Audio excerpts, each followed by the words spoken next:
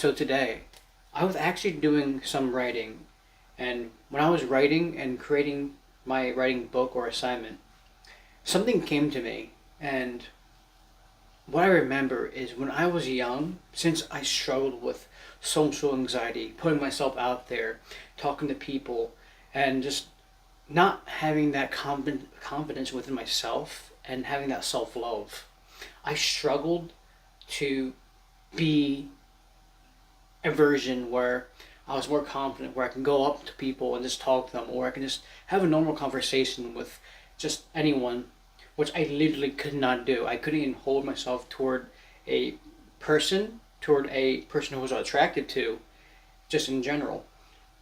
Now, after my spiritual awakening, I realized that we don't have to be set on a version of ourselves that we think and what we're identifying with, that we think we're stuck with. The thing is, quantum science or quantum physics has explained that there are multiple realities. And the fact is that within these multiple realities, and think of it like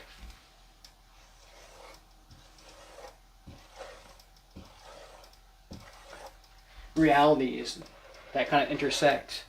Within one of these realities, let's say that for this one in the middle, you're identifying with depression. Sorry, it's a little small, I can't see. And for a lot of your life, you identified with depression and feeling sad, feeling a lack of self-worth. But let's say in this other reality, you're rich and happy. You were also always angry.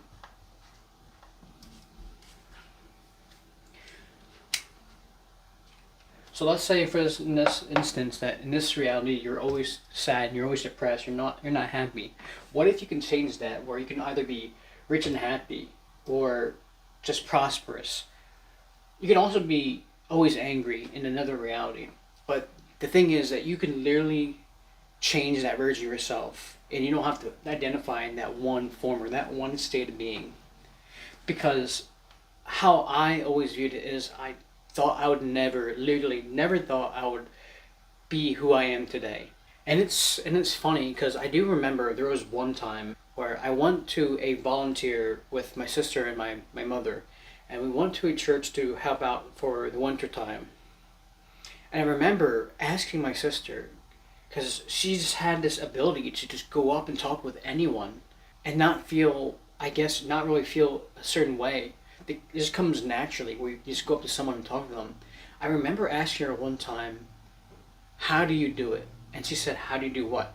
How do you just go up and approach people? How do you talk to people naturally without feeling any anxiety? And she just said, well, just because that's how I am. That's just who I am. And the thing is, within her identity, it's just something that's so natural. For me, it was something that I didn't think I could grasp. But after realizing that I can actually shift my reality, I can actually change my version of myself, then I can actually create a different state of being. So if you're watching this, just know that you don't have to be in a state of being that you don't like. You don't have to be in a state of being that you feel like you are in lack, or you feel like you're not desired. You can literally be in a version of yourself that is, you can literally be in a state of being where you can be wealthy, you can be healthy. Just from a simple mind shift in your thoughts and your belief systems. And the problem with me is because I really identified with this version of myself where I thought I was always sad, I was always not depressed, but not always happy, where I didn't really love myself or who I was. I kind of had this almost like a lens where I see myself through this certain lens where I felt like I'm not good enough. But then that all changed when I became more aware of my thought process and my belief systems of what I was taught when I was younger, and how I was raised, and then also, of course, with the programmings that you're programmed or taught when you're younger. I remember reading a book called Breaking the Habits of Being Yourself by Dr. Joe Dispenza. And in that book, he also explains how you break the version of being yourself and you can enter a new state of being. That he explains that in this quantum field, there are multiple versions of yourself. And you don't have to be that same version of yourself. Or maybe you are a version that you're in trauma. You're in a version of pain. You're in a version of lack, which is, by the way, survival. He teaches how to create this new version of yourself through changing your belief systems through meditation, and how to enter that new state of being that you desire to be. And also within the book, he also explains the reason why we are stuck in a state of being is because we have created such a repetition from the programs and the emotions, where we repeat the same repetitions, behaviors, and emotions and thoughts that become so natural. So backtracking to how I want to ask my sister about how she's easily to talk to people, and the fact it was so natural, it's because she has practiced it, and then also became part of her identity, where she just can just go up to anyone and just talk to them and not feel any certain type of way.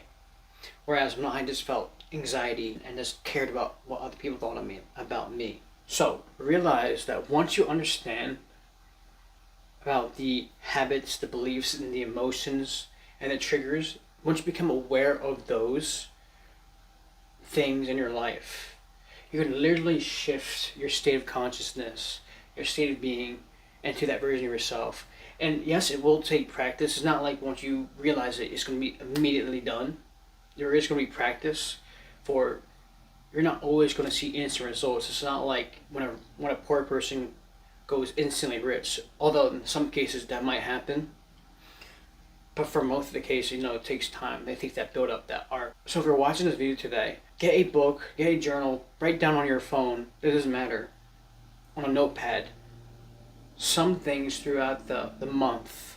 Write down your feelings, your thoughts, your emotions, of what you've been going through throughout the whole month, and identify why you might be having these certain belief systems in your life. What in this life is making you think the certain way? And the moment you ask why, you kind of like pinpoint and shine a light on the reasons why, is when you're kind of opening a door to the core truth of why you might be feeling those things. It's almost like shadow work. You're asking to get an answer on a deeper level.